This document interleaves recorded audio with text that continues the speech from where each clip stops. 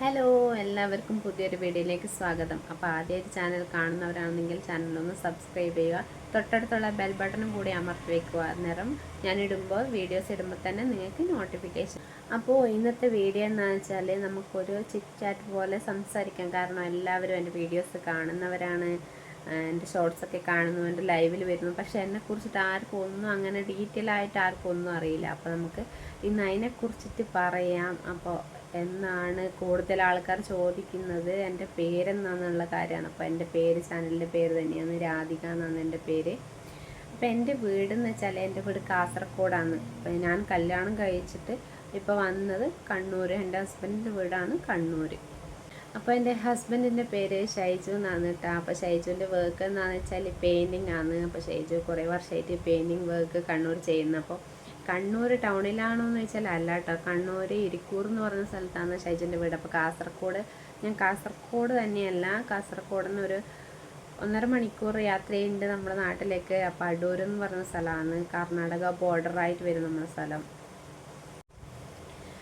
അപ്പോൾ എനിക്കൊരു മോളുണ്ട്. മോളെ പേര് ലിയ എന്നാണ്. നമ്മൾ വീട്ടിൽ ലച്ചു എന്ന് വിളിക്കും.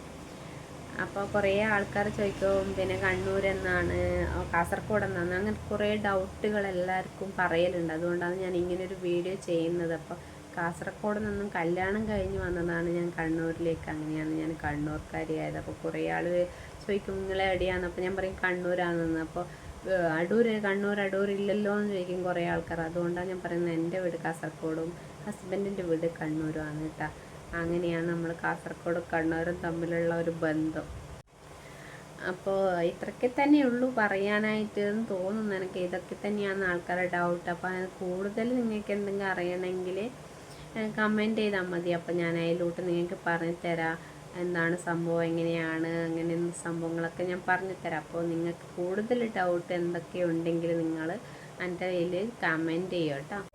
അപ്പോൾ ആൾക്കാർക്ക് അടുത്ത ഡൗട്ട് എന്ന് പറഞ്ഞാൽ നിങ്ങളുടെ വീട്ടിൽ എത്ര ആൾക്കാരുണ്ട് എന്നുള്ളത്, ആരൊക്കെയാണ് ഉള്ളത് എന്നുള്ളതാണ് ചില ആൾക്കാരുടെ ഡൗട്ട്. അപ്പോൾ അതിനുള്ള ഉത്തരമായിട്ട് ഞാൻ പറയുകയാണ്. എൻ്റെ ഹസ്ബൻഡിൻ്റെ വീട്ടിൽ നമ്മൾ 9 പേരാണ്. അനിയൻ്റെ വാവയും എൻ്റെ വാവേനെയും ചേർത്ത് നമ്മൾ 9 പേരാണ്. അതുപോലെ തന്നെ എൻ്റെ വീട്ടിൽ, കാസർഗോഡുള്ള എൻ്റെ വീട്ടിൽ നമ്മൾ 8 പേരാണുള്ളത്. അപ്പോൾ വേറെ എന്നാ നിങ്ങൾക്ക് ചോദിക്കാനുള്ളതെന്ന് വെച്ചാൽ നിങ്ങൾ കമൻറ്റ് ചോദിച്ചിട്ടോ. എനിക്ക് ഇങ്ങനെ പെട്ടെന്ന് ഇങ്ങനെ പറയുമ്പോൾ ഓർമ്മ വരുന്നില്ല. അതാ നിങ്ങൾക്ക് എന്തെങ്കിലും ചോദിക്കാനോ പറയാനുണ്ടെങ്കിൽ നിങ്ങൾ താഴെ കമൻറ്റ് ചെയ്യുമോ, ഞാൻ അതിനുള്ള റീപ്ലൈ തരുന്നതായിരിക്കും. അപ്പോൾ ഇന്നത്തെ കാര്യങ്ങളൊക്കെ ഇത്രയേ ഉള്ളൂ. അപ്പോൾ വീഡിയോ ഇഷ്ടമായാൽ സബ്സ്ക്രൈബ് ചെയ്യുക, സപ്പോർട്ട് ചെയ്യുക. എന്തെങ്കിലും കാര്യങ്ങളൊക്കെ ഉണ്ടെങ്കിൽ കമൻറ്റ് ചെയ്യുക. നല്ലതാണെങ്കിലും ചീത്തയാണെങ്കിലും നിങ്ങൾക്ക് പറയാനുള്ളത് എന്താണെന്ന് വെച്ചാൽ നിങ്ങൾ കമൻറ്റ് ചെയ്യൂ കേട്ടോ. അപ്പോൾ ഇന്നത്തെ വീഡിയോ ഇത്രയേ ഉള്ളൂ. പുതിയൊരു വീഡിയോ ആയിട്ട് കാണാം. Tata, bye, see U.